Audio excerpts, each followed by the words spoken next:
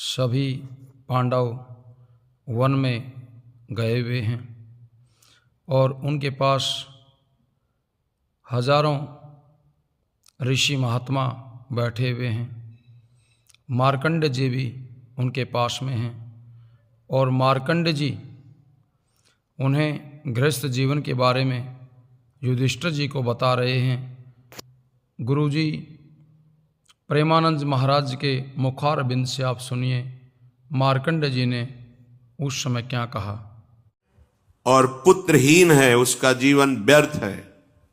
मार्कंडेय जी कह गृहस्थ धर्म की सार्थकता है कन्या हो या पुत्र हो, संतान होना चाहिए। यदि नहीं तो फिर वैराग्य भावना लेकर के दोनों भजन करो, संस्कार लो, गृहस्थ धर्म का त्याग करके वानप्रस्थ या संन्यास वैष्णव जो भी भावना बने भगवत मार्ग का अनुसरण करो, काम बन जाएगा। यदि गृहस्थ में हो और संतान नहीं है तो यहां आदेश करते वृथा उसका जीवन धिक्कार बेकार जिसके गृहस्थ धर्म में संतान न हो। संतान का तात्पर्य केवल बेटा ही नहीं है, बेटा और बेटी दोनों समान हैं। ये जो निकृष्ट भाव बैठा हुआ है, बेटी हुई उदास हो गए, लड़का हुआ थाली बजाओ घंटा बजाओ जिससे बहुत बड़ा, बिल्कुल ठीक नहीं है। ये बेटा होता किससे है? बेटी से ही होता है। तुम किससे हुए हो? किसी मां से हुए हो। वो क्या थी? किसी की बेटी ही थी।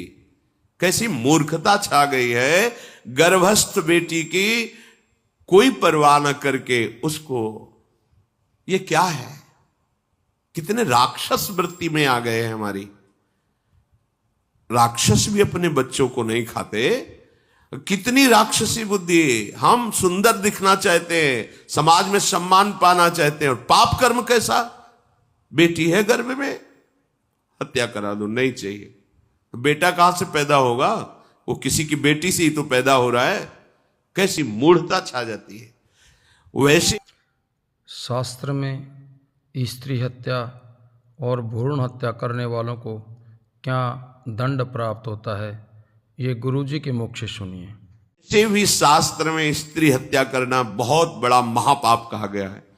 फिर भ्रूण हत्या, गर्भ हत्या, गर्भस्थ शिशु की, उसमें भी कन्या, सर्वनाश। इसके बाद फिर रोते हैं हमने कौन सा पाप किया, भगवान ने हमारा पुत्र छीन लिया। कौन सा पाप किया, भगवान ने ऐसा कर दिया। अरे अपने डायरी में तो लिखा करो कि तुमने कौन से पाप किए हैं। फिर जब परिणाम आवे तो सोचोगे तो लगेगा बहुत हल्के में निपाट रहे हैं भगवान, हमें तो बहुत कष्ट मिलना चाहिए। कैसी कैसी निर्दयता बैठ गई हो। हम मनुष्य कहलाते हैं, सदगृहस्थ कहलाते हैं, गर्भ से चलते हैं और गर्भस्थ शिशु की हत्या करते हैं। मान जाओ, ना सत्संग सुन रहे हो, ना शास्त्र स्वाध्याय कर रहे हो, इसलिए तुम्हें पता नहीं कि तुम कौन सा पाप कर रहे हो। ऐसे ये पाप, कुछ पाप ऐसे हैं जिनको वज्र की लीक कहा गया। वज्र की लीक में मिटाल नहीं सकते, तुम्हें भोगना पड़ेगा।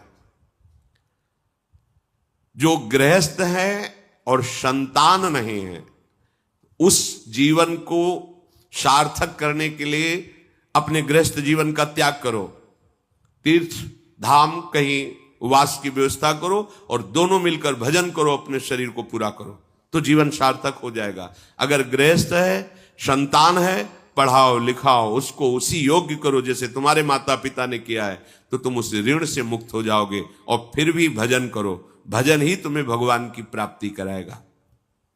दूसरा, जो अपने धर्म से भ्रष्ट हो चुका है उसका जीवन व्यर्थ है। आपका एक धर्म है, सबसे पहला धर्म है मनुष्य धर्म। मनुष्य का क्या कर्तव्य है? अपने प्राणों का भी बलिदान देकर दूसरे की रक्षा करना, और यहां अपने मन को सुख पहुंचाने के लिए दूसरे की हत्या कर देना। कैसा राक्षसी भाव वृत्तियों में आ गया। देखो, अगर कोई माता बहन एकांत मिल जाए तो बस राक्षस जैसे टूट पड़ते हैं। ऐसे स्वभाव, मार दो, जला दो, काट दो।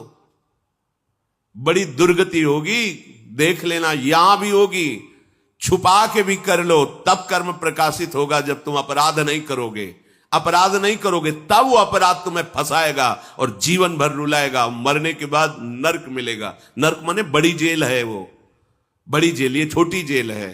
जैसे बड़े अपराधियों को बड़ी जेलों में भेजा जाता है, तो विश्व ब्रह्मांड की सबसे बड़ी जेल और वहां के सबसे बड़े जेलर यमराज, वहां दंड मिलता है। आप ऐसा ना सोचिए कि ये सब गप है। गांव में जैसे बात करे तो लगता है गप है, जब जेल हो आते हैं ना तो कहते हैं, एक गांव में मिले थे, कहा था कि अगर रोज 5 जूता कोई गांव में हमें मारे तो हम उसे सह लेंगे, लेकिन दोबारा जेल जाने वाला आचरण नहीं करेंगे। दिखा रहे थे कि देखो कैसे कैसे कष्ट वहां के कैदी भी मारते हैं जो बहुत पुराने हो गए हैं, वो हमको अनुशासन में रखते हैं। ऐसा ऐसा कितना कष्ट। अब वो गया ना तो भोगा, अब माया के कारण स्मृति नष्ट हो गई नहीं, सैकड़ों बार अपने भी भोग के आ रहे हैं नरक। दूसरे कि संतान का जन्म बेकार है।